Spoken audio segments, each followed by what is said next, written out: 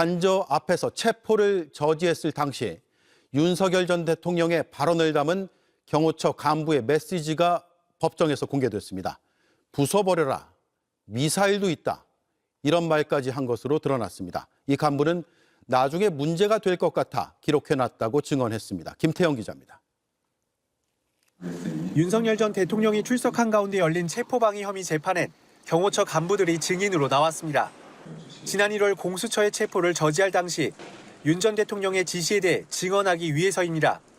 이 과정에서 2차 체포 집행을 앞둔 지난 1월 11일 윤 전 대통령과의 오찬에 참석한 이강전 경호 5부장의 카카오톡 메시지가 공개됐습니다. 윤 전 대통령의 발언을 기록하기 위해 카카오톡 4개 쓰기로 남겨놓은 메시지입니다. 여기엔 경찰이 경호관 상대하려면 100명 필요, 밀고 들어오면 아작난다고 느끼게 위력 순찰하고 언론에 잡혀도 문제 없음이라고 적혀 있었습니다. 또 여기에는 미사일도 있다와 들어오면 부숴버려라는 내용도 있었습니다. 이 전 부장은 위력 순찰에 대해 총기를 노출하는 것도 괜찮다는 취지로 윤 전 대통령이 저런 말을 했다고 설명했습니다. 또 윤 전 대통령이 정확하게 저 단어들을 쓴 것으로 기억한다며 문제가 될 것 같다는 생각에 내용을 기록해뒀다고 증언했습니다. 위협사격이란 단어도 등장하고 뒤에 물음표가 있었는데 이 전 부장은 위력 순찰인지 헷갈려서 그랬다고 덧붙였습니다. 당시 윤 전 대통령과의 오찬에는 강희구 전 부속실장과 김성훈 전 경호처 차장, 이광우 전 경호본부장과 부장급 간부 등 9명이 참석했습니다. 이 전 부장은 경호처 직원의 90%가량이 2차 체포 집행 저지를 반대하는 분위기였다고 강조했습니다. JTBC 김태영입니다. 내 미사일 얘기했을 때 얼마나 무시했어. 김어준 무시하고 중위라고 장교라고 무시했잖아요. 자기네 장교끼리 얘기한다고. 근데 왜냐면은 이게 무슨 얘기냐면은 네.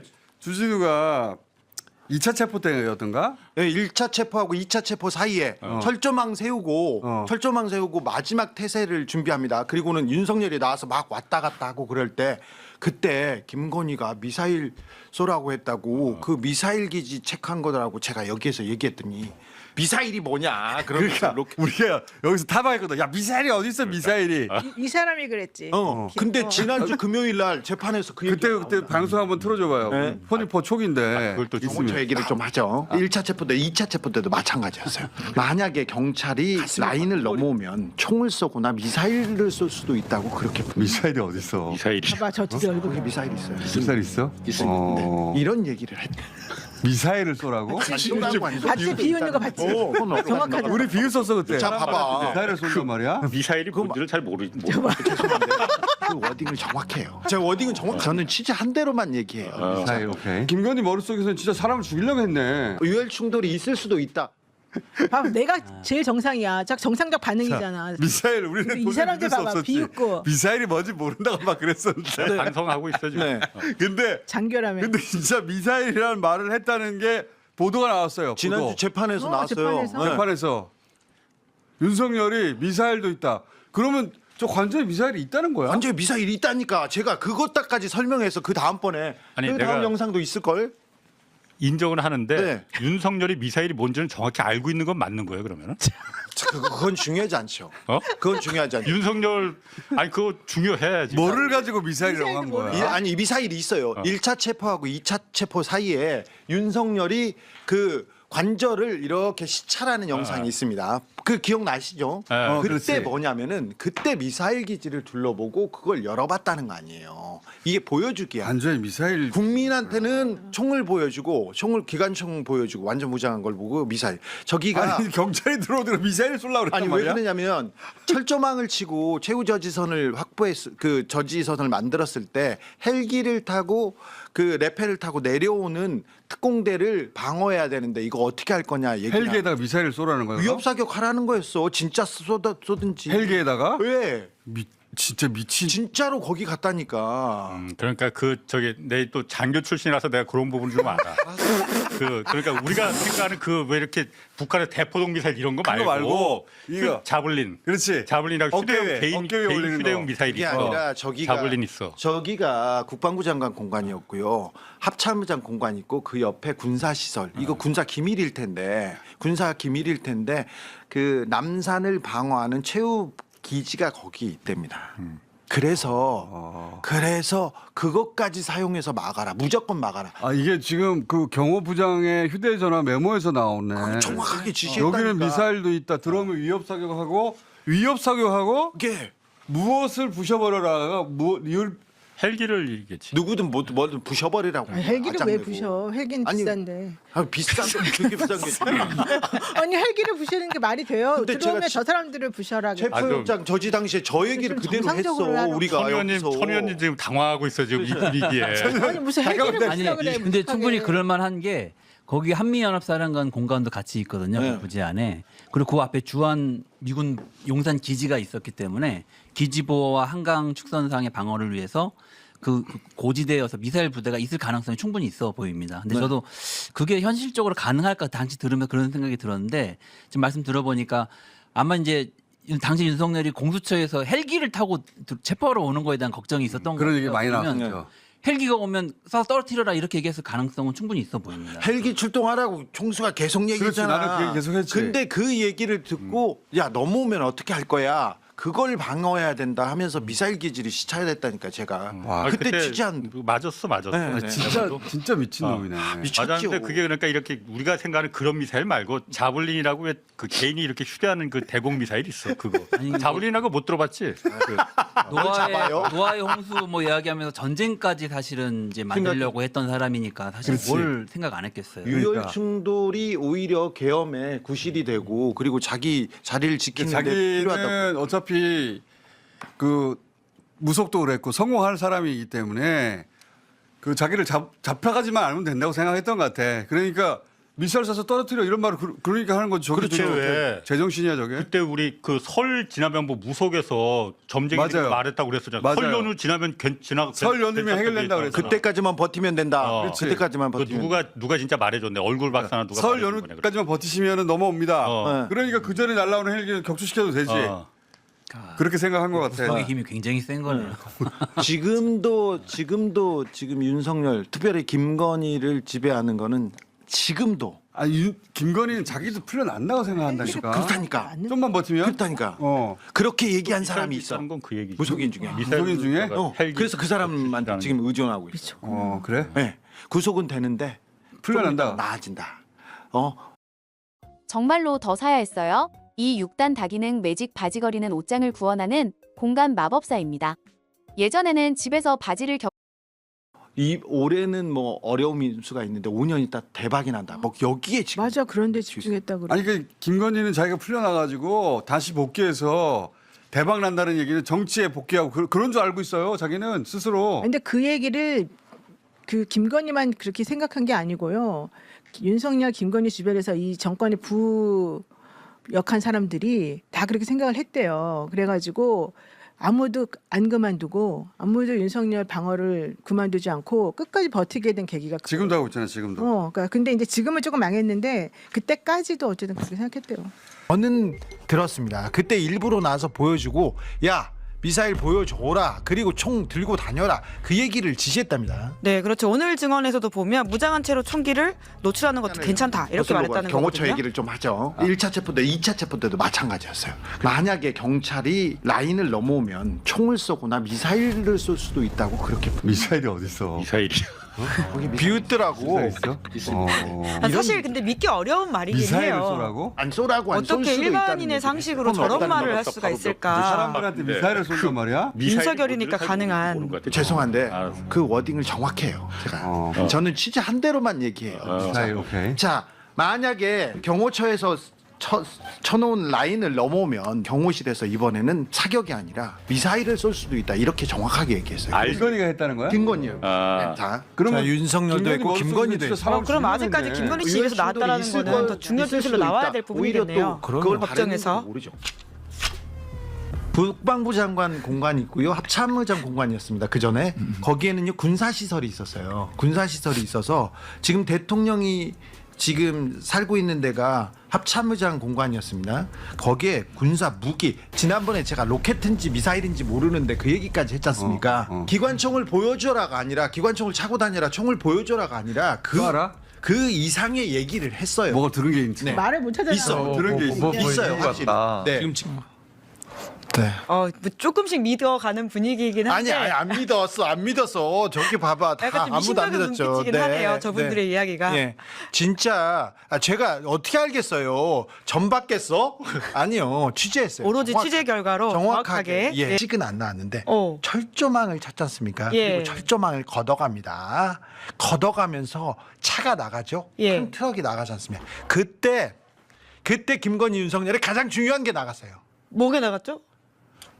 관저에 있던 뭔가가 나갔어요. 제가 미사일 그렇습니다. 얘기도 네. 미사일 얘기 그러니까요. 네, 아무도 그때 안 믿었던 그 미사일. 아무도 안 얘기. 믿었죠. 그 믿을 수가 없었겠지. 그러니까요. 김어준이 얼마나 조롱했는데. 야, 그리고 홍사훈 선배는 공군 중위 출신인가 그래요. 아, 그래가지고 예. 아이고 무슨 소리야 얘기했는데 말도 안 되는 얘기니까요, 사실. 말이 안 되죠. 근데 그 말도 안 되는 얘기를 그렇게 일삼았기 때문에. 윤석열이 했어요. 예, 예. 김건희를 위해서라면. 그런데 윤석열이 미사일을 쏘아서라도 위협 사격, 경고 사격을 얘기했다고 했지 않습니까? 네. 거기까지는 나왔는데 사실은 김건희가 지시했을 거예요. 아. 김건희도 그 얘기를 했고 그래서 김건희가 미사일을 쏴서라도 이 체포영장 저지시켜라, 총을 쏴서라도 저지시켜라 얘기했고 윤석열이 바깥에 나와서 막 둘러봅니다. 예. 둘러보는 그 사진이 있었어요. 네, 체포영장 기억납니다. 대기 때. 그렇죠? 네. 앞에 왔다 갔다 했잖아요. 맞아요. 그때 미사일 기지를 미사일 줬다 뭐하냐, 쏴라. 그런 이런 거 거였군요. 봐요. 아이고 진짜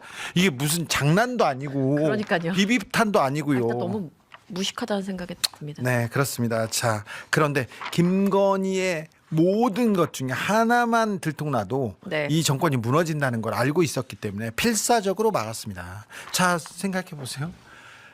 저 윤석열 조사받았습니다. 피고인입니다. 네. 피고인 그리고 재판에서 피고인 이렇게 나옵니다. 윤석열 대통령님 각하 이런 얘기 안 하고 당연하죠. 예. 피고인이잖아요. 예. 근데 자기 피고인 할 때는 네 이렇게 대답을 합니다. 네. 그러면 김건희한테 피고인이라고 하거나 네. 김건희 얘기하면 이게 뭐냐 김건희가 어디, 뭐냐 예. 어디서 여사 붙여라. 예, 아무리 내려왔어도 뒤에 여사를 붙인다든지 해야지. 네. 알겠습니다. 예. 네, 그렇습니다. 자, 주 기자 믿습니다. 이번 주에 단독 하신다고 예고 하나 해주세요. 해드릴게요. 금방 할게요. 오늘도 자, 저희들은 단독 많이 해옵니다. 요즘 무슨 취재하고 있나요? 자, 특검이 끝나가 합니다. 그래서 진짜 실체를 밝히는 중요한 일들 쫓아다니고 있는데 많은 진전이 있으니 오늘도 주목해 주십시오. 자, 오늘 이상민 전 행안부 장관 재판이 있었습니다. 네. 단전 단수 지시로 구속됐는데 이 단전 단수가 뭘 의미하냐 중요한 얘기가 나와요. 네, 그렇습니다. 허석곤 전 소방청장이 증인으로 출석을 한 건데요. 이렇게 해석을 했다고 합니다. 단전 단수 지시가 공성전에서 상대편을 고립시키기 위해서 쌀과 물을 끊는 것처럼 경찰이 언론사를 완전히 장악하기 위한 조치로 이해를 했다라고 진술을 합니다. 네. 이상민 전 장관과의 통화에서 처음에 이상민이 물어봤대요. 단전 단수 요청 받은 것이 있냐라고 물었을 때 없다라고 대답하니까 네. 그때부터 이상민의 말이 빨라지면서 한겨레, 경향, MBC, JTBC, 김어준의 뉴스공장을 언급했답니다. 근데 말이 너무 빨라서 그 과정에서 잘 못 알아들었대요. 네. 몇 번이나 되물었더니 그때 이제 다시 한번 이야기를 하면서 연락이 가면 서로 협력해서 뭐 조치를 취하라라고 이야기를 했답니다. 그래서 이 조치가 무슨 뜻이냐라고 그렇죠. 특검이 지금 물어봤대요. 언론사에 뭘 조치라 이거 이게 네. 뭐지요? 그래서 자세히 물어봅니다. 특검이 물어보니까 허 전 청장이 대답하기를 경찰이 24시에 언론사에 투입되면 안에 있는 사람들은 자기 집 안방문을 열어주지 않으려고 막 충돌이 있을 텐데 그 과정에서 어떤 요청이 올 것이라고 생각을 했다. 그리고 여기서 이제 공성전 얘기가 나온 겁니다. 네. 그렇게 물과 쌀을 끊으라고 하지 않냐. 그래서 우리한테 이 단전 단수 요청을 할 수 있겠다라고 생각을 했답니다. 단전 단수라니요. 그것도 언론사요. 봐봐요. 네. 밤 12시에 언론사에 경찰이 가서 다 장악합니다. 근데 대치할 것이다. 언론사하고. 그쵸. 그때 단전 단수하라는 거 아니에요? 네, 그렇습니다. 사실 단전 단수를 하게 되면 엘리베이터도 멈추게 되고 굉장히 건물이 위험해진다라고 소방청장은 생각을 했대요. 예? 그래서 그 통화를 끊고 소방청 간부들을 불러서 이제 회의를 하는 중에 단전 단수가 우리 의무냐고 한번 간부들한테 물어봤더니 간부들도 모두 우리 의무가 아니라고 그렇게 동의를 했다고 합니다. 자, 시청자분께서 소방청장 이제야 제대로 얘기합니다. 맞습니다. 이제야 지금 진실을 하나씩 둘씩 얘기하고 있는데 자, 소방청에서 그래 계엄 이후에 회의합니다. 자, 법무부에서도 회의합니다. 네. 자, 교정당국에서도 회의합니다. 네.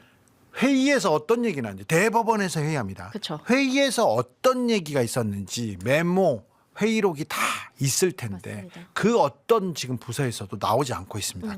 이때 지금 얘기해야 돼요. 새 정부에서. 그때 뭘 했느냐? 뭐 했냐? 빨리 예. 가져와라. 안 그러면 처벌하겠다. 얘기를 해서 진실을 밝히고 누가 나쁜 놈인지 누가 모두가- 잘못했는지 이거 네. 밝혀야 됩니다. 이 계엄이 불법이라고 모두가 판단을 했을 때 이 고위 공직자들은 무엇을 하고 있었는가? 네. 다 지금 못 벗기자는 거 아닙니까? 네. 위에서 지시했는데 불법한 지시에 따랐는지 네. 불법한 지시를 어떻게 이행했는지 거기에서도 나쁜 사람들이 있어요. 그 사람들은 처벌해야죠. 네. 네. 자, 처벌해야 될 사람들이 다 우리 장관 총리였어. 오늘 한덕수 총리 재판이 있었는데 네. 중요한 사람 최상목 드디어 나왔습니다. 추경호 최상목. 이렇게 증인으로 나왔습니다. 최상목은 그동안 사라졌잖아요. 네, 그러다 오늘 나왔어요. 네, 그러면서 그 계엄 당일에 윤석열을 참 만류했지만 윤석열이 그때 돌이킬 수 없다. 이미 뭐 다 준비가 됐다. 라면서 거부를 했고 그 국무위원 중에 거의 유일하게 반대의 목소리를 조금 낸 사람은 최상목이었다고는 합니다. 네. 하지만 조금 내고 말았어요. 그러니까 조금 내고 조태열 전 외교부 장관도 재고해달라고 했다라고 최상목이 오늘 또 얘기를 했더라고요. 예, 둘 정도. 그리고는요. 그리고 한덕수 같은 경우에는 반대 의사를 표시하는 모습은 보지 못했다. 뭘 반대요? 지금 내란 국무회의 만들고 자꾸 빨리 오라고 하고 막 도장 찍으려고 하고 그랬잖아요. 최상목이 뭐 그때 당시를 설명하기로는 자기는 너무 짧은 시간 거기에 있었고 한 전 총리 같은 경우에는 그 전에 이미 와서 있었기 때문에 여러 번 뭐 반대한다고 말씀드렸다고는 하지만 일단 자기가 본 것은 없다. 자기 기억에는 없다라고 얘기했습니다. 여기서 최상목이 예. 한덕수가 그런 얘기 한 거 들은 적 없다고. 예, 자기는 그렇죠. 들은 적 없다고 얘기해서는 그렇습니다. 네, 그렇습니다. 그리고 그때 한덕수는 넋이 나간 표정이었고 뭐 총리께서 많이 만류했을 거라고 생각했고 물어봤더니 만류를 했다더라. 뭐 이 정도의 이야기. 그리고 그 얘기도 한번 증언으로 나온 적이 있었잖아요. 한 전 총리한테 50년 공직생활 마무리 이렇게 하고 싶냐라고 이야기를 했었고 이상민한테는 너는 예스맨이니까 노라고 안 했겠지. 뭐 이렇게 말한 것도 있는데 이거 사실도 인정을 했답니다. 자. 김용현한테도 이야기를 했대요. 이게 말이 되냐? 그랬더니 김용현도 돌이킬 수 없다라는 취지로 답을 했다고 합니다. 그런데 최상목 전 부총리 대통령 권한대행까지 하신 분인데 거짓말을 너무 많이 했어요. 이분은 일단 F4 회의도 하고 네. 뭐 예비비도 확보하고 그다음에 세번 국회 접근 자금 쪽지. 차단하고 막 얘기했지 예. 않습니까? 근데 쪽지도 대통령한테 안 받았다고. 쪽지라니요. 문건인데. 그럼 펼쳐져 있었고 CCTV를 보니까 이거 거짓말이잖아요. 그래서- 기억이 차고일 수는 있으나 이렇게 아예 대통령한테 안 받았다 이런 건 다 거짓말이잖아요. 네, 그래서 최상목도 여기서 당황을 하는 모양입니다. 네. 그래서 자기가 그때 본 시점이 CCTV와 달라서 CCTV 나중에 공개된 걸 보니까 그때와 달라서 자기도 상당히 당황을 했다라고 해명을 하는데 재판부는 지금 말씀하신 그대로 기억이 안 날 수는 있는데 적극적으로 객관적인 상황과 다르게 말하는 건 의심할 수밖에 없다. 그죠. 이야기를 했습니다. 그렇죠. 문건을 실무자가 줬고 3번 접혀 있다고 했지 않습니까? 그쵸. 이거는 거짓말일 가능성이 매우 높은데. 뭐 책임을 경감시키려고 할 수 있다. 그러니까 예. 그렇게 의심을 할 수 있다라고도 재판부가 이야기를 했습니다. 계엄에서 돈이 필요하다. 계엄이 뭐 한두 시간 만에 끝날이라고 생각하지 않았지 않습니까? 국회 네. 자금을 차단하고 예비비를 마련해서 계엄군들 계엄에 돈을 주려고 네. 했지 않습니까? 그리고 검찰에서는 이미 특활비가 막 나가고 있었고요. 그런 식으로 돈을 쓰려고 했는데 최상목의 도움이 아주 절실했습니다. 그래서 최상목한테 뭘 시켰는데 상모가 시켰는데 지금 계속 피하다가 이제 나옵니다. 재판부가 바로 그 부분을 지적을 했는데 법을 아는 사람에게는 그 문건이라는 것이 굉장히 충격적인 내용일 수 있는데 그게 기억이 잘 나지 않는다고 하는 최 전 부총리의 주장을 받아들이기 어렵다. 뭐 어렵죠. 이런 식으로 이야기했습니다. 어렵습니다. 근데 최상목에 대한 재판을 하고 있어야 되는데 지금 증인으로 한덕수 재판에서 하고 있습니다. 최상목에 대한 이게 좀 수사가 좀 진척이 돼야 되는데 네. 최상목은 기재부 관료지만 서울대 법학과를 나왔고 네. 네, 윤석열과 매우 막역한 사이로 이렇게 보입니다. 자, 추경호도 나왔습니다. 네, 추경호 나왔다가 갔습니다. 아무 말도 안 했다고요? 그냥 나오기만 했습니다. 예. 일단 나왔는데 증언을 거부했고요. 자기 지금 뭐 걸려 있는 것도 있고 구속영장이 나와 있는 상태이고 그렇기 때문에 부득이하게 일체의 증언을 거부하고자 한다라고 이야기를 했습니다. 무책임합니다. 양쪽에서 다 특검팀에서도 그렇고 저쪽 한 전 총리 측의 변호인단도 질문했는데 다 그냥 밝힌 취지에 따라서 증언을 거부한다고 이야기를 했는데요. 이게 그러니까 15분 만에 그냥 끝나버린 거예요. 양쪽 아니 말을 안 질문이. 하니까. 예. 그래서 재판부가 이야기를 하거든요. 예. 이게 증언 거부는 권리에 해당하긴 하지만 다만 증인은 그러니까 추경호는 부총리도 했었고 계엄 당시에 원내대표도 했던 상황인데 좀 당당한 모습을 보여줄 수도 있다고 생각하는데 그런데도 증언을 거부하나요? 라고 물어봤더니 송구합니다만 거부합니다. 저는 라고 했고요. 당당 안 할래요. 이렇게. 예. 네. 당당이란 없다. 네.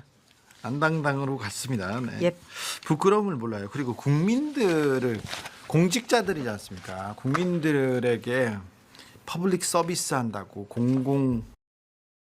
아이들은 겨울의 기쁨도 따뜻한 온기도 전혀 느낄 수 없습니다. 전쟁과 폭격이 계속되고 있기 때문입니다.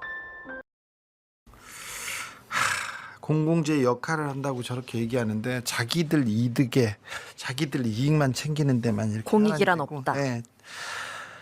공익 국익은 없는 사람들인 것 같습니다. 자, 최혜병 특검팀에서 어제 윤석열 방문조사했어요. 방문조사했어요. 네, 이번에는 방문조- 조사 또 응했습니다. 그렇습니다. 원래 소환 조사를 원칙으로 했지만 수사 기간도 뭐 있고 변호인단 요청 등을 고려해서 2차 조사는 구치소를 방문해서 진행을 했는데요. 이번에는 런종섭, 이종섭 도피 맞습니다. 혐의를 집중적으로 캐물었습니다. 네. 질문을 했는데 진술 거부권을 윤석열이 행사하지는 않았습니다. 하지만 대체로 혐의를 부인하는 진술을 한 것으로 알려졌습니다. 계속 부인하고 네. 또 아랫사람한테 미루고 있고 그렇습니다. 4시간 특검팀에서- 30분 조사라고 하는데 3시간 반 이루어졌고요. 네. 짧게. 특검팀에서는 윤석열 곧 기소할 것으로 보입니다. 네. 그러면 최혜병 특검은 지금 마무리로 가고 있는 것 같습니다. 그런데 이 마지막에 지금 공수처 검사들에 대한 네. 검사들에 대한 신병 확보가 그 관건입니다. 네, 그렇습니다. 김선규, 송창진 이 두 사람에 대해서 계속 언급하고 있는데요. 두 사람 구속 심사를 오늘 굉장히 짧은 시간이었습니다. 2시간 동안 두 명 모두 거의 2시간 만에 거의 끝났고요. 오늘 오후쯤에 뭐 나올 것으로 보이는데 일단 김선규 전 수사 1부장 검사 같은 경우에는 왜 총선 이후에 사람들을 불러서 그때 뭐 조사하자는 식으로 약간 미뤘었죠. 해병대 순직 사건, 수사 외압 사건에 대한 수사 방해한 혐의 받고 있고 송창진 이 수사 2부장 검사는 여러 가지 혐의가 있습니다. 일단 윤석열에 대한 통신영장 청구를 막았다는 의혹과 관련해 이것도 있었고 그리고 이종섭 장관에 대한 출국 금지 해제를 수사팀에 지시했다라는 의혹도 있고요. 직접 지시한 사람이죠. 네, 그리고 이종호 전 블랙펄 인베스트 대표가 구명 로비 의혹에 연루된 사실을 몰랐다고 증언한 위증 혐의도 있고요. 이거 거짓말이죠. 이종호의 변호인이었는데 이걸 몰랐다고요. 그렇습니다. 거짓말도 좀 어찌 이렇게 뻔뻔하게 거짓말하는 이종호 변호인이었던 사람이 이종호 수사를 하고 있고 네. 이종호랑 술 먹었던 사람이 이종호 수사를 하고 있고 이게 제대로 되겠습니까? 맞습니다. 네. 그 최병 특검이 딱 그 제대로 일가를 했는데요. 예. 공수처의 설립 취지를 이 두 부장 검사가 무력화하는 중대한 범죄를 저질렀다. 두 분들이 알바끼에서 이 네. 친윤 검사 2명이 와서 공수처를 무력화합니다. 그렇습니다. 그러면서 공수처를 망가뜨렸어요. 네. 이런 알바끼가 어디 있습니까? 제 세상에서 제일 나쁜 알바끼를 저 두 사람이 했습니다. 저 두 사람의 얼굴 계속 기억하고 기록해야 됩니다. 김선규, 송창진. 저렇게 생겼습니다. 네. 이종호 변호사였는데 거기 와서 수사를 하고 있어요. 그리고 깊이도 안 하고 수사를 맡고 있었죠. 어디 감히 당신들이 저런 사람들을 진짜 광화문에 이렇게 서 있게 만들어야 되는데. 자, 내란 특검이 노상원 전 국군 정보사령관 추가 기소했습니다. 징역 3년 네. 구형합니다. 요거는 추가 기소 사건이고요. 개인정보법 위반 그리고 알선수재 이 두 가지 혐의 공판이었습니다. 징역 3년 선고하고 2,390만 원을 추징해 달라라고 재판부에 요청을 했는데 네. 요거는 그 부정선거 의혹을 수사할 이수사단 구성을 위해서 문상호 기억나시죠? 네. 문상호로부터 정보사 소속 요원들에 대한 인적 정보, 네. 그러니까 군사 정보를 건네받은 혐의. 그러니까 이게 작은 혐의예요. 네. 징역 3년밖에 안 산다고 그게 아니고요. 추가 이건 기소된 부분이니까. 추가 기소된 아주 예, 예. 작은 혐의에 대해 이 간단한 거니까 빨리 나오는 거죠. 버거보살은 이거 말고 아주 예. 크고 중요한 혐의가 많습니다. 이분은 무기징역이나 사형에 처해야 된다 이렇게 보는데 혐의는 그런데 이것 중에 좀 곁가지 작은 부분이에요. 그러니까 정보를 진급 받고 청탁받고 뭐 이런 거. 돈 네. 받고 이런 그 뭐라고 양 좀 약간 아치. 예, 그런 일을 한 거예요. 돈 받고 상품권 받고 야 승진시켜줄게 이런 얘기합니다. 네네. 네. 약속한 거였습니다. 자, 그런데 내란을 누가 기획했을까요? 대통령실은 몰랐을까요? 김태호 지금 평화롭게 캠퍼스를 거닐 때가 아닌데. 인터뷰도 아닌데. 하셨잖아요. 자, 그런데 말입니다. 박선원 의원이 김태호 전 1차장 정조준했습니다. 네, 고발한다고 합니다. 국가안보실의 대북 현안 대응팀을 비밀리에 구성을 해서 대북 공작을 통해 외환을 기획한 혐의로 김태효 전 국가안보실 1차장을 내란 특검팀에 고발할 방침이다라고 박선원 의원이 밝혔습니다. 자, 김태호가 뭐를 했는데요? 국방 담당 책임자가 아님에도 네. 현안 대응팀을 운영하면서 외환을 유도하려는 기획, 훈련, 임무 부여 등을 주도했다라고 지금 보고 있습니다. 그렇지. 그거 여기에 중요하지. 소속된 사람들, 그러니까 조직된 사람들을 보니까 국정원 2급 간부 최모 씨, 국정원 4급 서기관, 그리고 방첩사, 정보사 소속 인원들이 포함되어 있었는데 이 사람들이 모여서 외환 유치로 이어질 수 있는 공작에 대해서 김태효에게만 보고하는 특수 조직으로 운영이 됐다는 겁니다. 이상하잖아요. 요 관련해 가지고 과거에 어떤 비슷한 증언 같은 게 있었어요. 예. 올해 1월에 그 국조특위에서 인성환 안보실 2차장이 나와서 이야기를 했었는데 그때 그렇죠. 이제 오중령이라고 할게요. 정보사 소속 오모중령이라는 사람이 있는데 2차장실 소속은 맞지만 내가 통제하지 않고 있어. 그렇죠. 특수임무를 했어라는 사실을 인정한 바 있습니다. 야, 이거 뭐 대통령실에 요게 딱 결을 같이 하는 거예요. 특수 임무한다고요? 그러니까요. HID 이 의혹에 대해서도 의혹의 핵은 김태효한테 향합니다. 김태효가 속초에 있는 부대 HID 부대를 직접 방문했잖아요. 네. 그래서 대통령이 와야 되는데 내가 대신 왔다라고 하면서 막 훈련하는 거 참관하고 있고 자기가 뭐라고? 그러니까요. 네, 비밀 계획 수립과 관련해 훈련을 준비한 건 아니냐라고 박선원 의원이 안보실에서 특별히 이그 미국과 일본 이런 외교에 대해서 지금 책임진 사람이 HID 폭파 뭐 이런 게 요인 네. 암살 이런 사람들 왜 만나냐고. 그렇습니다. 그리고 여기에 한 명이 좀 더 끼어 있는데 이제 조태용이라는 사람을 빼먹을 수가 없죠. 네. 전 국가안보실 실장이잖아요. 국가안보실장으로 재임을 했었고 이런 공작과 관련된 사항을 안보실장인 조태용과 윤석열에게 김태효가 다 계속 보고를 했다는 겁니다. 네. 그렇다면 조태용은 안보실장일 때부터 모든 내란 준비 상황을 알고 있었기 때문에 국정원장으로 임명된 것이 아닌가라고 의심되는 거죠. 대통령 안보실 그리고 대통령실 정진석 비서실장 김태효 이런 사람들 내란에 대해서 가장 잘 알고 있었을 사람들인데 이런 사람들에 대한 수사가 없습니다. 정진석은 언급도 안 됩니다. 네. 숨어 있는 내란범들 잡아야 합니다. 이렇게 얘기하는데 대통령실은 내란에서 어떤 역할을 했는지 꼭 밝혀야 되는데 지금 내란 특검 막바지로 가고 있습니다. 지금 네. 특검들 다 막바지 수순이에요. 정리하고 있는데 좀 안타깝습니다. 그래가지고 저는 마음이 급해서 달려다니는데 특검팀 검사들도 좀 마지막까지 자기 소명을 다해 주셨으면 합니다.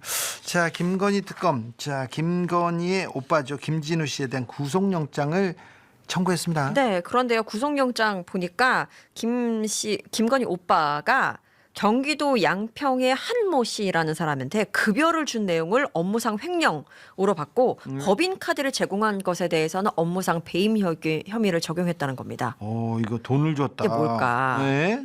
이렇게 돈을 주고 뭐 배임 횡령 이런 식으로 하면서 결국 그 공흥지구 개발 과정에서 이 한 씨를 통해서 개발 부담금 면제 같은 혜택을 받은 건 아닐까라고 특검이 의심을 하고 있는 겁니다. 네. 원래는 김진우, 최은순 둘 다 이렇게 구속영장을 청구하려고 했는데 네. 모자 관계잖아요. 가족 구속이 지금 싹 다 그러면 들어가게 되는 거니까. 보통 그러지는 않고요. 그럴 네. 때는 한 사람만 보냅니다. 네. 그런데 그 뭐라고 했나 암묵적인 그 검찰의 지금까지의 관습과도 같았어요. 그러니까 예전에 막 재벌 비리 있지 않습니까? 그럼 아버지 선대회장이 있고 사장이나 부사장 아들이 있지 않습니까? 네. 둘 중에 하나만 구속시킨다. 부부 잘못했을 때 사실은 이명박 전 대통령 그 뇌물 있지 않습니까? 일가족이 다 받아먹었거든요.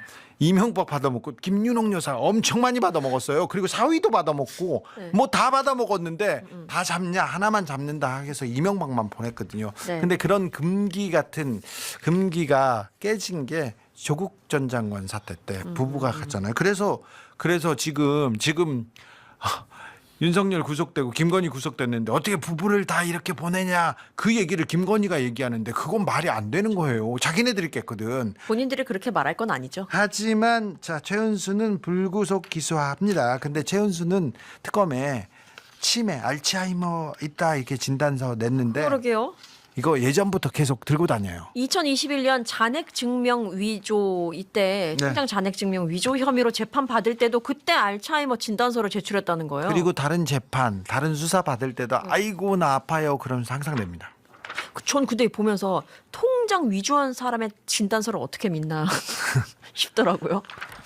이건 어떻게 믿어? 그것도 맞는데요. 아무튼 네. 자 최은수님 대통령 재임 과정에 감옥에 갔잖아요. 네. 감옥에 갔고 김건희가 6%. 신용대출, 담보대출보다 훨씬 낫지. 야 이거 진짜 대박이긴 해. 신청만 해도 대출해준다 그래서 내가 이거 해봤거든? 근데 진짜더라. 아무 조건이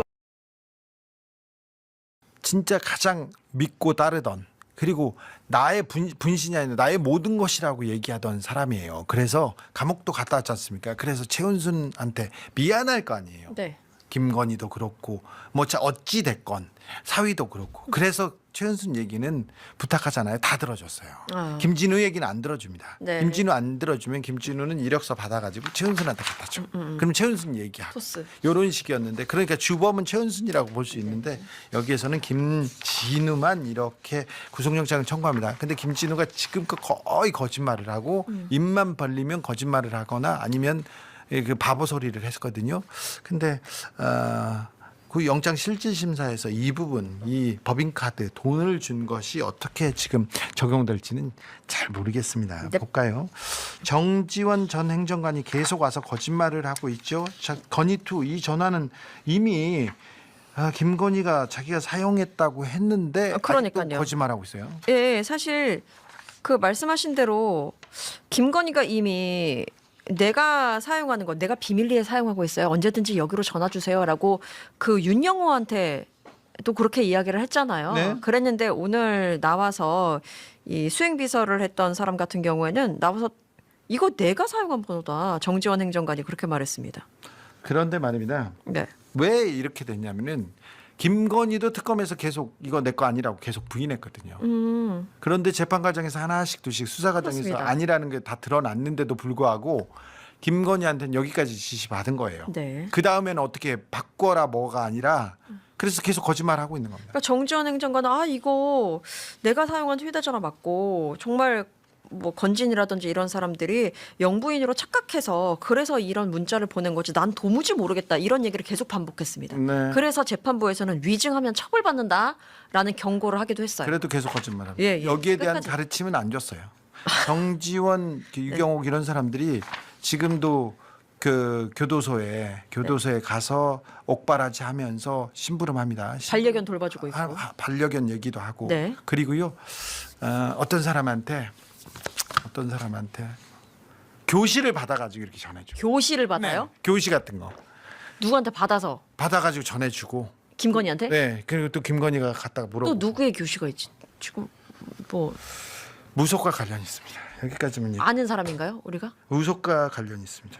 계속 근데 그 분은 그 뭐라고 해야 되나 많은 사람들이 있어요. 많은 사람들이 있어서 그렇겠죠. 물어봅니다. 대선 당일날 김건희가 명태균 씨한테 전화해가지고 우리 어떻게 되냐? 이겨요? 예. 물어봤다고. 아니 이긴다면서요. 왜 집니까? 네, 지금 JTBC에서 나가 안 좋게 나왔단 말이에요. 이렇게. 이런 거죠. 근데 명태균 씨한테 이렇게 얘기했지 않습니까? 명태균 말고 다른 사람들한테도 얘기합니다. 주역에 강한 사람한테도 네. 전화해가지고 아니 지금 왜 집니까? 이렇게 합니다. 불안해 죽겠으니까.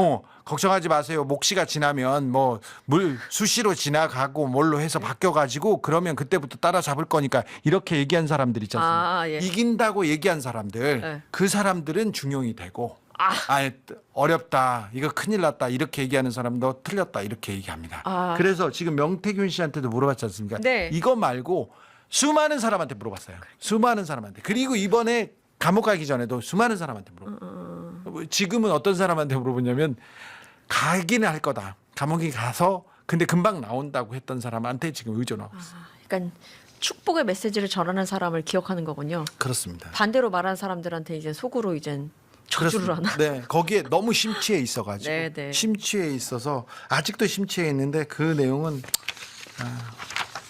방송에서 매우 적절하지 않지만 뉴스에서 다루기 적절하지 않지만 네. 너무 우리 김 여사께서 심취해 있어서 윤석열도 걱정하고 다 걱정하고 있어서 몇 번은 저희가 다루도록 하겠습니다. 네. 자, 윤석열 얘기부터 시작하겠습니다. 법정에서 나온 증언 중에 하나인데요. 경호처 간부가 이렇게 얘기했습니다. 윤석열이 관저에서 미사일이 있다. 미사일도 있으니까 걱정하지 말라. 이런 얘기도 했고 헬기도 있다. 부숴버리라 뭐 이런 얘기를 했다고 합니다. 예, 직접 이걸 카카오톡 나에게 보내기로 네. 해서 굉장히 자세하게 기록을 해뒀더라고요. 그러니까 뭐 윤석열이 착각하고 있는 한 가지가 있는데 예. 다들 이제 그 메신저를 계속 공격하잖아요. 당신 그걸 어떻게 기억해? 당신 술 먹었어? 아하. 뭐 이런 식으로 공격을 하는데 통상적으로 여기 두 분도 다 정치권에 계셨었지만 대통령과 밥을 먹으면 대통령과 술을 먹는데 그런 자리가 몇 번이나 있겠습니까? 사실. 아하, 그러니까 그쵸. 당사자들은 다 기록을 할 수밖에 없는 상황인 거죠. 그러니까 맞아요. 그런 면에서 지금 휴대폰이 복원이 되니까 그 이제 관저를 요새하고 있을 때 얼마나 뭐 세상이 시끄럽고 국민들이 참담함을 느꼈습니까? 근데 그 자리에서 윤석열은 경호처를 이렇게 닥달하고 있었다, 이렇게 압박하고 있었다. 뭐 이게 참 뉴스로 확인하면서도 굉장히 좀 참담한 상황입니다. 예, 여기 이거 기록한 거 보면 의미를 하나하나 좀 짚어보긴 해야 돼요. 정말 미사일과 헬기가 이 관저에 있느냐부터 시작해서 예, 이럴 생각이 정말 의도가 있었느냐, 경고용이 아니라. 그러니까 의도도 있었던 것 같고, 그리고 일단 우리나라 대한민국의 군 통수권자가 정말 몰랐던 거 아닐까? 예. 그러니까 대통령실에 있을 때 헬기를 탔겠죠. 근데 헬기가 아마 다른 데 있다가 오는 건데, 본인을 태우러 오는 건데 이거를 옆에 헬기 뭐 정류장이 있나? 약간 이렇게 생각했던 게 아닐까. 예, 예. 군대를 안 갔다 왔잖아요. 그러니까 예. 이런 기본적 개념이 탑재되어 있는 분이 아니다라는 생각이 있고, 일단 메모를 남겨서 정말 다행이다라는 생각이 듭니다. 왜냐하면은 분명히 본인에게 불리한 진술하는 사람들은 아까 말씀하신 것처럼 다 술과 관련된 이슈를 공격했잖아요. 곽종훈 전 사령관한테 우리 그날 술 많이 먹지 않았나요? 뭐 기억날 안 날 정도로 먹지 않았나요? 이랬고, 그리고 또 홍장원 전 차장한테도 목소리 딱 들어보니까 그 술 많이 마셨던데라고. 그 시간에는 다 술이 취해 있는 거라고. 네. 꼭 한 명씩은 성대모사 가능하군요. 예. 네, 그러니까. 저희는 다들 아, 패널 역시 분들이 대단하네. 네, 대단합니다. 이 정도의 예. AI로 변환할 필요 없이 멋있습니다. 이렇게. 예. 아니 우리가 그냥 앉자마자 소맥을 막 돌리지 않았나? 그 김치 가져오라고 안 돼. 계란말이, 이게. 아무튼 그것 때문에, 그러니까 본인은 술 마시면 필름 끊길 때까지 마시니까, 본인은 술 마시면 판단력 흐려질 때까지 마시니까 남들도 그럴 거라는 생각을 일단 하고 있는 것 같고, 이때는 오찬이었잖아요. 예. 오찬 때는 술 안 마셨을까? 오호. 저는 이거에 대해서 가리지 않습니다. 예, 안 가릴 100% 거거든요. 마셨겠지. 100% 마셨을 거고, 왜냐면 만약에 이때 술 마셨다면 뭐냐면 직무정지 중에 관저 안에서 점심 때부터 술 마시고 있었다는 거잖아요. 네. 그것도 문제가 되는 거고, 국민들로 하여금 또 다시 그러니까 이 사람의 이 간부 이 씨의 발언을 탄핵하기 위해서 본인의 술 버릇, 국민들이 느낄 때 참 참담한 술 버릇을 또 말하고도 남을 뿐이거든요. 그래서 예. 이때 술 먹고 또 이런 얘기를 하진 않을지라는 걱정이 있고, 아무튼 이분이 메모를 남겨서 나에게 보내기는 정말 딱 기록용이잖아요. 그렇죠. 제가 이거를 조작한다거나 할 수가 있는 게 아니라 정말 기억하기 위해서 저도 가끔 할 때 나에게 보내기로. 기자들이 많이 씁니다. 그렇죠, 그렇죠. 그런 저도 많이 것처럼 썼어요. 보좌진들도 네. 거의 이렇게 기록합니다. 제가 봤을 때 지금 윤석열한테 가장 불리한 증언들 중에서 가장 이것도 명백한 팩트 중에 하나다라고 봅니다. 네. 그러니까 이게 좀 생각을 해보면 이런 걸 것 같아요. 그러니까 윤석열이 지금 내란 재판 과정에서 드러난 것만, 그러니까 최소한 2스타, 3스타들과 관저에서 술을 먹은 횟수가 5번 이상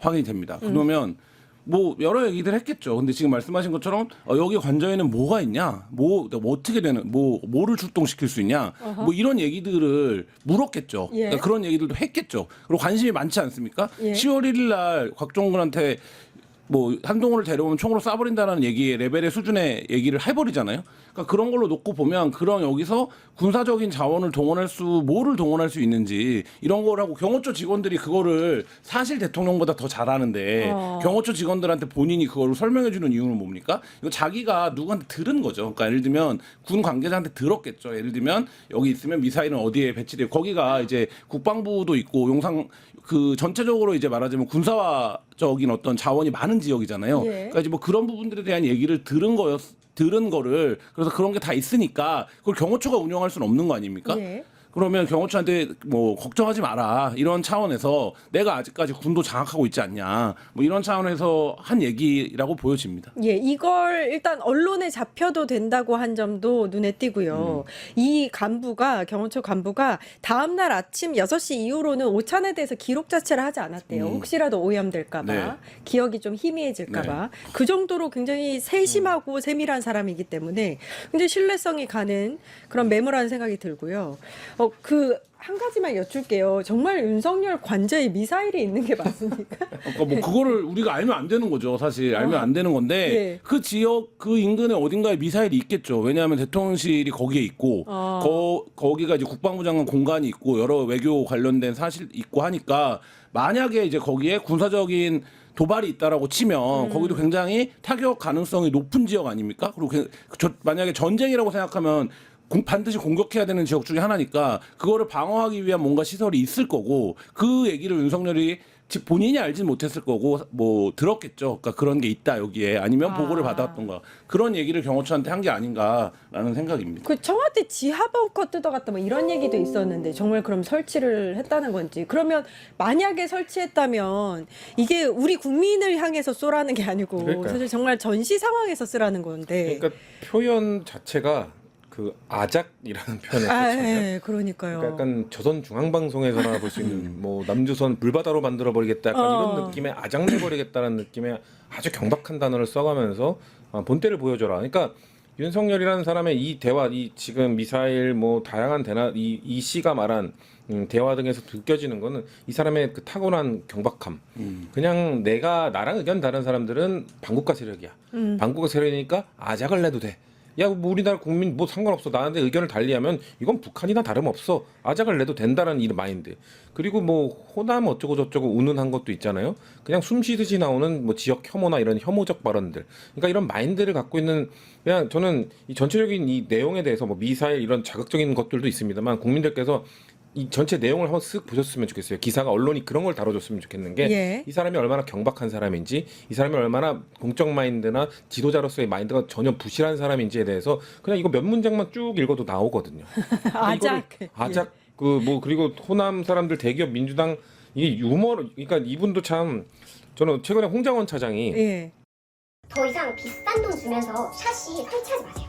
이건 북극 방풍 비닐이라는 건데요. 반지 하나 구축 건물 같은 우풍이 많이 들어오는 환경에서 거주하신다면 재판 나가서 본인이 증언한 거 읽어보라니까 주저했거든요. 그게 왜냐면 대통령 있는 앞에서, 윤석열 있는 앞에서 또 그걸 말하는 거를 꺼려해요. 그러니까 홍장원도 뼛속까지 그냥 이 계급 사회에서 있던 사람이기 때문에 참 이거를 주저주저 우리가 느낄 때는 홍장원의 그런 꼿꼿함도 느껴지지만 참 안타까움도 느껴지죠. 그런 사람한테 그런 명령을 내려가지고 얼마나 그 사람이 괴리를 느꼈을까라는 생각이 있는데 이 사람도 마찬가지입니다. 이 호남 이야기를 저는 이 호남 이야기 되게 섬뜩했는데 유머스럽게 했다고 또 표현을 하더라고요. 그러니까 윗사람이다 보니까 이 그 경호처로서 모셨던 사람이다 보니까 이게 마인드가 물론 좋은 이분 덕분에 참 결정적 증거들이 나왔습니다만 이분도 어쩔 수 없이 경호처에서 그런 마인드로 살았구나, 그런 마인드로 기록했구나, 이런 유머를 했다는 기억을 하고 기록을 했다는 것 자체가 예. 그래서 사실 이 계엄에 대해서 처음으로 예측했던 분이 사실 김병주 최고잖아요. 김병주 최고가 가장 먼저 얘기했던 게 가장 결정적 증거로 봤던 게 경호처장 김용현이 국방부 장관 갔을 때라고 그렇죠. 했잖아요. 예. 왜냐면은 경호처는 국가보다 대통령이 우선인 사람들, 그렇기 때문에 국가보다 대통령이 우선인 사람이 나라가 우선이어야 되는 국방부 장관 갔을 때 이건 마지막 신호라고 느껴서 자기는 계엄설을 얘기했다고 했거든요. 그리고 전 이거에서 또 느꼈어요. 경호처 사람들은 역시 마인드가 대통령 위주구나. 대통령 위주기 때문에 이것도 사실 기록을 한 게 예. 대통령을 나중에 어떻게 해야지가 아니라 중요한 말씀일 수 있으니까 지시사항이니까. 그러니까요. 기록해놓은 거예요. 그러니까 그거 덕분에 지금 우리가 이거 결정적 증거를 확보한 거라는 측면에서 어떤 면에서는 다행이고 어떤 면에서 참 또 안타까운 막 씁쓸한 마음이 들어요. 지금 저 포인트가 지금 내란 관련 재판에서 쭉 나오는 증거들에도 굉장히 중요한데 예를 들어서 23년 12월 달에 한동훈을 비대위원장 시킨 거 아닙니까? 예. 자기의 정치적 필요에 따라서 예. 현직 법무부 장관을 하던 사람을. 근데 7월 달에 하와이 갔을 때 합참 사령관한테 뭐라 그랬다는 겁니까? 빨갱이라고 그런 거예요. 한동훈. 6개월 만에 자기가 예. 거의 20년 넘게 데리고 일을 하던 매일 뭐 아침마다 김건희한테 뭐 카톡을 해서 일어나셨냐라고 물어보던 자기가 제일 아끼던 검사 한 명을 그 한동훈이 중앙지검 3차장이 어떻게 된 겁니까? 윤석열이 마음대로 못하게 제어를 해야 된다고 하니까 딱 한 명만 내 마음대로 하자라고 해서 3차장에 꽂았던 그 한동훈을 6개월 만에 빨갱이라고 한 거예요. 근데 이 얘기를 듣고 와서 이 합참 스타가 사령관이 얘기를 하는 거 아닙니까? 국방부 장관한테 신원식 국방부 장관한테 비상계엄한다는 얘기를 하더라. 그랬더니 신 장관이 군사동원 얘기가 있었죠. 네. 예. 아직도 그런 얘기 하고 다녀? 야구 그러니까. 해서 그 얘기를 했다는 거 아닙니까? 김용현한테. 그러고 나서 어떻게 된 겁니까? 그 자리를 바꿔버렸어요. 그러니까요. 예. 이것만 보면 23년 12월 이후에 윤석열의 정신 상태가 굉장히 창란적이에요. 그러니까 자기가 임명했던 비대위원장이 6개월 만에 그때 뭐 한동훈 비대위 시절에 뭐 대단한 걸 했습니까? 김건희를 국민 눈높이에 맞게 해야 된다라는 정치인이 그러면 그렇게 말해야지 뭐라고 얘기를 합니까? 근데 그 정도를 빨갱이가 되고 그다음에 그 얘기를 하와이 가서 왜 비상계엄 얘기를 하고 있습니까? 그러니까 군 관계자가 그걸 들었을 때 이게 진짜로 이거를 비상계엄을 하려고 하는 건가? 얘기를 하니까 그 말하자면 윤석열에게 충성했던 신원식 장관도 그거는 안 되지. 그런 얘기 아직도 하냐? 그렇지. 가서 얘기를 했더니 야 너 이제 국방부 장관 그만해. 용현아 네가 가서 해라. 이렇게 된 거고. 딱 그거죠. 예, 거기서 7월 달에 그리고 9월 달에 김용현이 8월 달에 국방부 장관이 되고 10월 1일 국군의 날 뭐를 한 겁니까?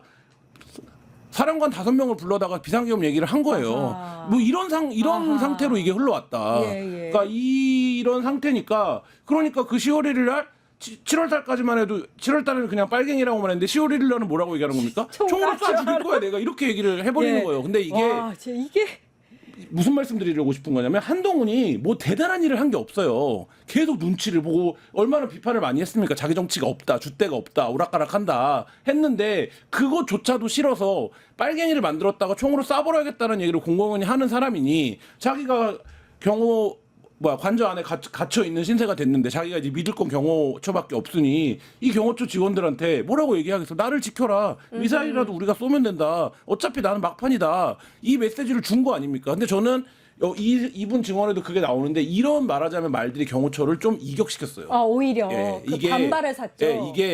이거 아니다 진짜. 이렇게 가면 안 된다.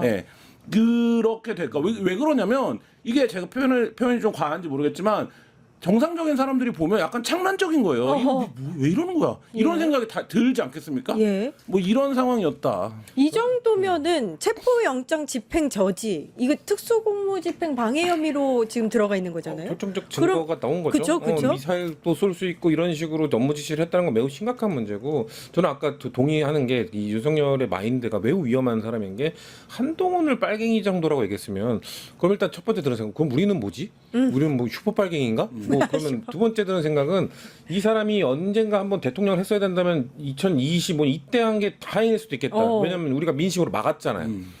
1공화국 때 이승만이랑 똑같은 마인드를 갖고 있는 사람이에요. 예. 왜냐면은 언제적 빨갱입니까? 저는 한동훈 빨갱이도 얘기 듣자마자 떠올랐던 게 전 조봉암이었거든요. 조봉암을 이승만이 결국 사법살인했잖아요. 결국 빨갱이로 몰아서 죽여버렸단 말이에요. 근데 그 조봉암 1948년 첫 번째 내각 때 독립운자가 시킨 게 이승만이었단 말이에요.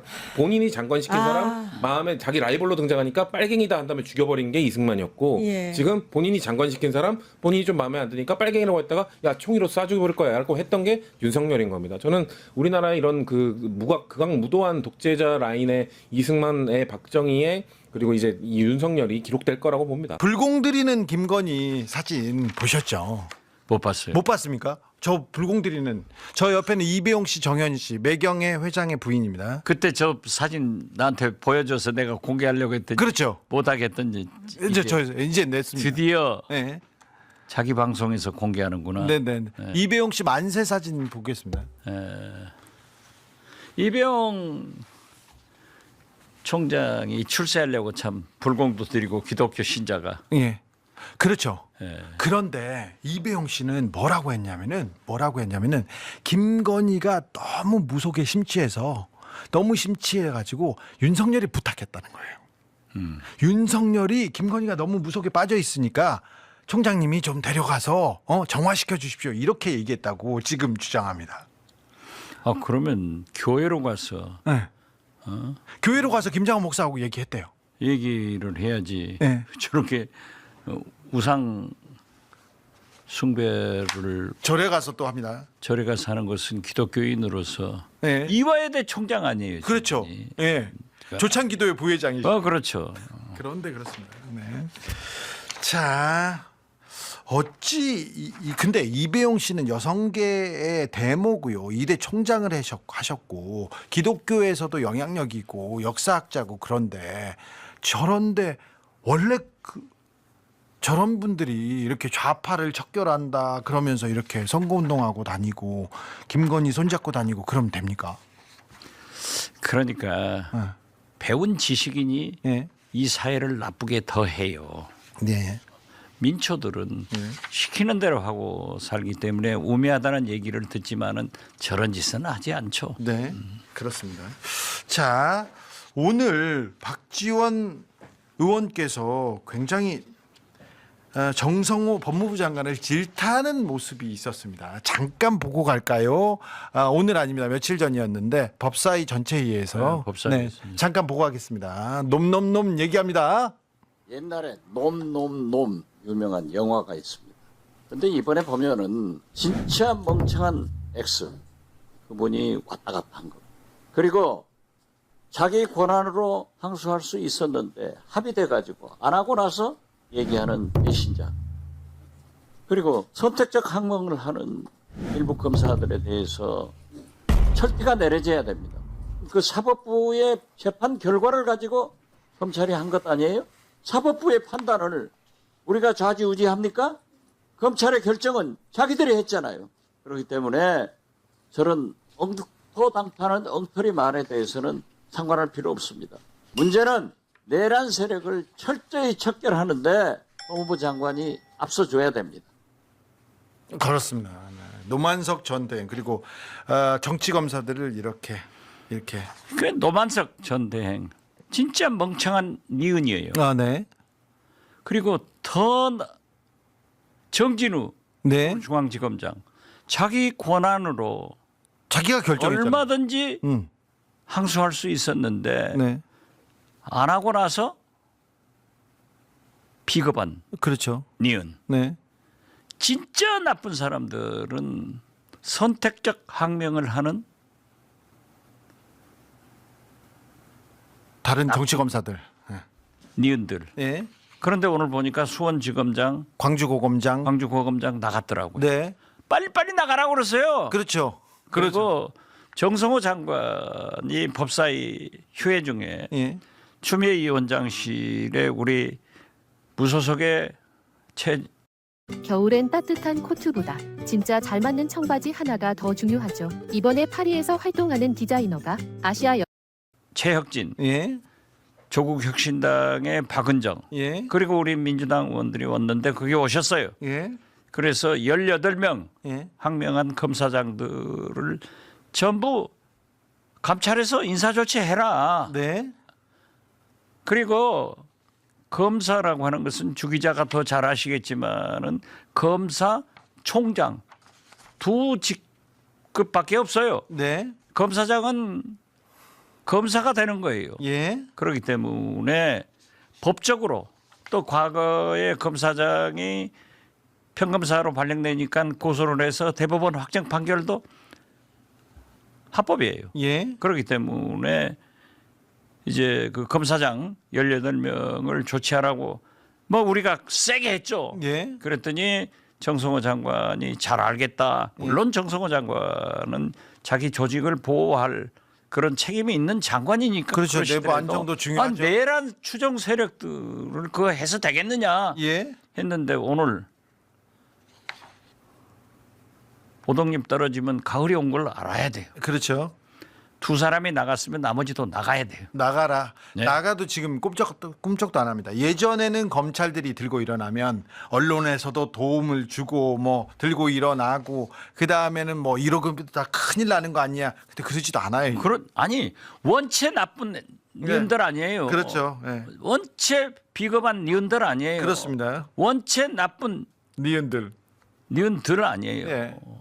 자, 윤석열 한동훈이 정치권으로 직행하면서 검찰의 중립성, 공정성, 신뢰성 다 무너뜨렸을 때 그때 나와서 항명해야지. 아 그렇죠. 아니 그렇죠. 구속 취소했을 최근에도 때. 네. 내란숙의 김우정 검찰총장이 즉시한 거 포기를 했을 때 그때 저 똑똑한 검찰들은 뭘 했냐 이거죠. 한마디라도 했어야죠. 자, 김건희가 지난 3년간 양평 고속도로 도이치모터스 이때 수사만 잘했어도 이 꼴이 났겠냐 이거죠. 그렇습니다. 그때 한마디라도 했으면 이 국민들이 이렇게 싸늘하게 보지 않습니다. 결국 검찰이 윤석열을 망치고 검찰이 내란을 일으킨 장본인들인데 지금 그 잔재 세력들이 지금도 고개 뻣뻣 들고 얘기하는 것. 그리고요. 제가 오늘 아침에 페이스북에 썼는데 많이 보도가 되더라고요. 예. 우리 민주당도 대장동 문제에 대해서 왜 일일이 설명하고 있어요?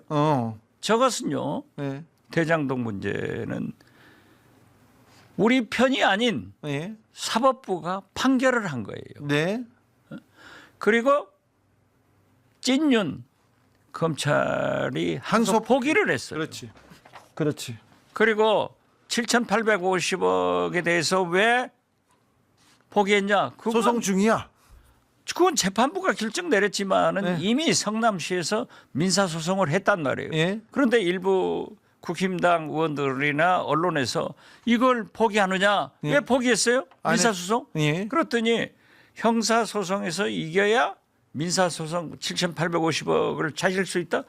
아니 그러면 민사법원은 왜 있어요? 아니 그거 따로 당연하죠. 따로 가죠. 그러나 오늘 남욱 변호사가 500억짜리 건물 500억짜리 그걸 판다해서 저도 화딱지가 나더라고요. 네네. 민사소송 빨리 해서 빼앗아야 돼요. 그렇습니다. 자, 저기 핵심입니다. 사법부가 판결했고요. 검찰이 친윤 검찰이 항소를 포기했어요. 7,850억 왜 지금 환수 안 했냐고 하는데 지금 민사 소송 중입니다. 좀 봐야 됩니다. 그렇죠. 네. 지켜봐야 됩니다. 그리고 불법 이득이라면 환수하는 노력을 해야죠. 그렇죠. 이건 또 다른 문제입니다. 다른 문제죠. 민주당이 했다, 뭐 이재명이 했다, 대통령 그런 증거가 없어 그런 일이. 그들의 편인 사법부 판결문에도 이건 이재명하고 관계가 없는 거예요. 네. 그러면 그 사법부를 이재명이 압박을 했습니까? 정성호가 압박을 했습니까? 그러니까요. 검찰을 누가 했습니까? 자기들이 해놓고. 네. 자, 친윤 검찰이 항소를 포기했다. 여기에 방점을 좀 찍으시면 됩니다. 비겁한 니은들 법무부에 있는 정치검찰 싹 다 교체해야 됩니다. 갈 테면 가라고 해야 됩니다. 가야지. 그렇죠. 그러면요. 떠날 때는 말없이 가라 이거. 그렇습니다. 검찰에서도 저 사람 간다 좋아할 거리요. 자, 항명하고 평검사 강등한다니까 도망가네요. 그래 도망가도록 봅시다. 네. 검사들 사표 받아주면 나가서 또 변호사로 떵떵거리고. 아니 그런데요. 네. 지금은 원체 많이 나가가지고 검찰들이 돈을 못 번대요. 아 그렇습니까? 흔히 그러잖아요. 판검사는 모가지가 둘이다. 네. 현직 검사할 때는 권력 부리고 떵떵떵 하다가 적당한 기회에 탁 치고 나가면은 전관 예우를 받아서 1년에 100억 내지 150억을 번대요. 그런 사람 많아요. 그런데 지금 나가봐야 찬바람 쌩쌩 불어요. 지금 많이 나가서 자기들끼리 싸우라고 하십시오. 얘기합니다. 자, 저 부분이 핵심입니다. 핵심을 정리를 쫙 했습니다. 자, 의원님 그런데 오늘 한덕수 전 총리 재판에 최상목, 추경호 증인으로 나왔습니다. 자, 최상목은 지금껏 목이 어디 있나 이렇게 봤는데 계속 숨어 있다가 나왔어요. 어찌 보셨습니까? 이분 중요한 역할 했지 않습니까? 다 거짓말했죠. 아니 한덕수 총리가 대행이 물러가고 최상목 대행이 대통령 권한대행했어요. 권한대행을 했잖아요. 그런데 이재명 당시 후보께서 저하고 한덕수 총리하고 친구니까 또 같이 있었으니까 네. 거기하고 협상을 해주라. 예. 제가 했어요. 예. 최상목 대행도 제가 있을 때 예. 내가 비서실장 할 때 행정관이었다니까. 네. 그래서 그런 관계가 있고 아니까 좀 해달라 해서 최상목 대행하고 지금 얘기를 하는 거예요. 예. 저 비겁한 자예요. 그래요. 네. 네. 자기를 비난하지 말아달라. 네. 자기 목을 지켜달라. 네. 그렇게 하겠다. 네. 그럴 테니까 헌법재판관 3명을 임명해 주라. 예. 그것만 하면은 당신은 다 끝난다. 네. 그리고 우리가 계속 직을 보장하겠다. 그렇죠. 이렇게 제가 얘기를 했는데 네. 2명만 하겠다는 거예요. 예. 왜 2명만 하냐? 그랬더니 전임자로부터 그렇게 약속을 했다. 네. 지시를 받았다. 네. 그게 전임자가 한덕수. 한덕수예요. 그렇죠. 그러니까 한덕수는 3명 다 하지 않고 예. 최상목한테는 2명만 해라. 네. 이것도 헌법 위반입니다. 그런데 이것도 그것도 이제 뭘 해야 돼요. 그래 재판 받아야 맞습니다. 재판 받아야 중요한 돼요. 부분이에요. 네. 맞아요. 그렇기 때문에 네. 저는 이 최상목 대행은 비겁한 사람. 그렇죠. 이것도 선택적 결정입니다. 왜 3사람을 임명해야 되는데 3사람 중에 2명만 하고 나는 안 하려다. 이것도 그러나 그렇죠. 저는 이제 최상목 대행이 그래도 얘기를 하는 한덕수보다 나았어요. 낫지. 그렇죠. 9명 헌법재판관 중 6명이었었는데 2명 해서 임명해줘서 8명이 예. 원체 윤석열의 내란이 확실하기 때문에 8명 전원 합의 만장일치. 그래서 탄핵이 됐죠. 내란 우두머리로 파면시켜버렸잖아요. 그렇죠. 그런데 한덕수 대행은 안 된 게 최근에 얼마 전에 예. 한덕수의 그 CCTV 필름을 보고 예. 만약 그때 보았더라고 하면은 한덕수도 파면이다. 문영배 재판관. 문영배 네. 전 대법원장 헌법재판소장 직무대행께서 말씀하셨죠. 그렇죠. 네. 그거 굉장히 그런데 그것을 보고 예.